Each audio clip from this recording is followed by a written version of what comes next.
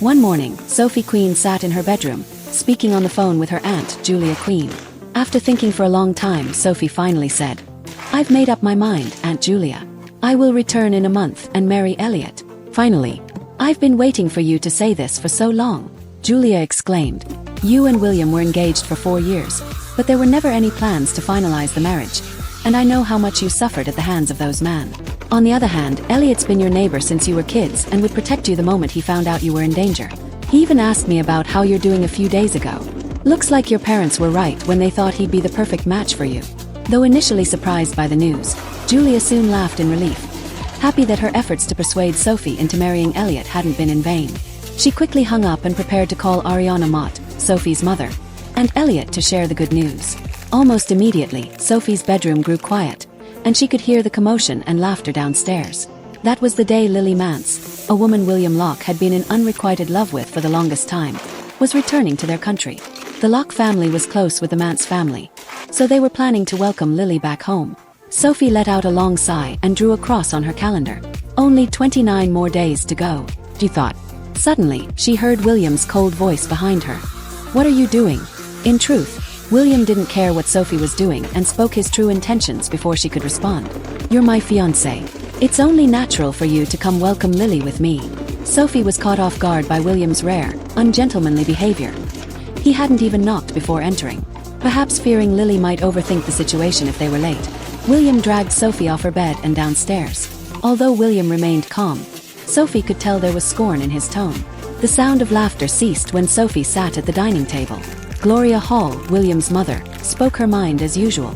"Perfect timing, you jinx." William's father, Alistair Locke, stopped eating when he heard that, while Sophie simply pursed her lips, used to being treated this way. However, Finn Locke, William's grandfather, picked the best cut of steak and placed it on Sophie's plate with a kind smile. "You've lost weight again, Sophie. I'm sorry my grandson hasn't taken better care of you. Please have some more to eat," he said.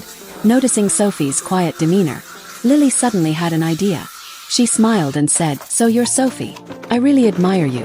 Grandpa Finn took you into the family because you saved William that one time 5 years ago. All the other socialites are saying you've risen from nothing and become a true success because of it. I think you were just born with great luck." William squinted and looked at Sophie. "Be nice. Lily grew up pampered and always speaks her mind." "No, I'm not."